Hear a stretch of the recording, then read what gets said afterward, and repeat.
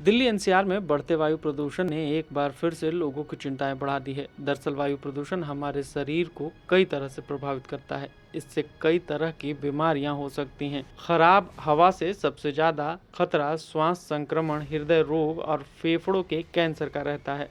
वायु प्रदूषण के अल्पकालिक और दीर्घकालिक दोनों तरह के जोखिम स्वास्थ्य से जुड़े हैं। वायु प्रदूषण सबसे अधिक उनको प्रभावित करता है जो पहले से बीमार हैं। बच्चे, बुजुर्ग इसके ज्यादा शिकार होते हैं। वायु प्रदूषण से लड़ना हम सबकी जिम्मेदारी है। वायु प्रदूषण को कम करने के और इसके खतरे से बचने के लिए हम सभी को कुछ न कुछ करने की जरूरत है। इससे हर वर्ग को सक्रिय भागीदारी निभानी होगी। सभी वर्ग में सरकार, शहर, बड़े पैमाने पर समुदाय और इंडिविजुअल व्यक्ति शामिल हैं। केंद्र और राज्य सरकार को मिलकर ऐसे फैसले लेने चाहिए जिससे वायु प्रदूषण कम हो। उस वायु गुणवत्ता पर ध्यान देना जो WHO के अनुसार बेहतर है। इसके अलावा ऐसी चीजों पर काम हो जिससे हवा साफ हो सके, प्रदूषण का खतरा कम हो। लोगों को जागरूक करना प्राथमिकता होगी ताकि प्रदूषण कम फैल सके।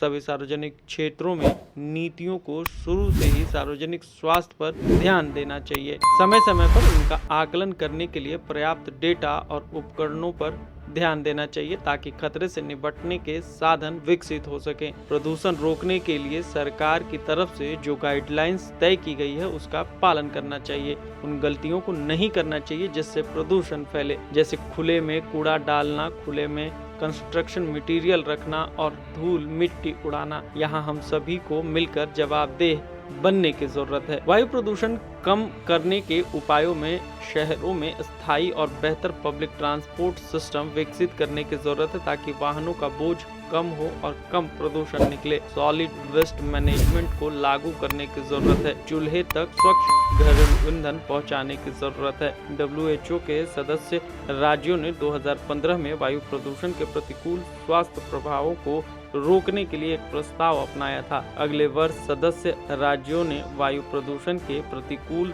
स्वास्थ्य प्रभावों के लिए एक बढ़ी हुई वैश्विक प्रतिक्रिया के लिए एक रोड मैप पर सहमति व्यक्त की है। WHO के 4 स्तंभ पर काम कर रहे हैं: ज्ञान आधार का विस्तार, निगरानी और रिपोर्टिंग, वैश्विक नेतृत्व और समन्वय, संस्थागत क्षमता, दृष्टिगत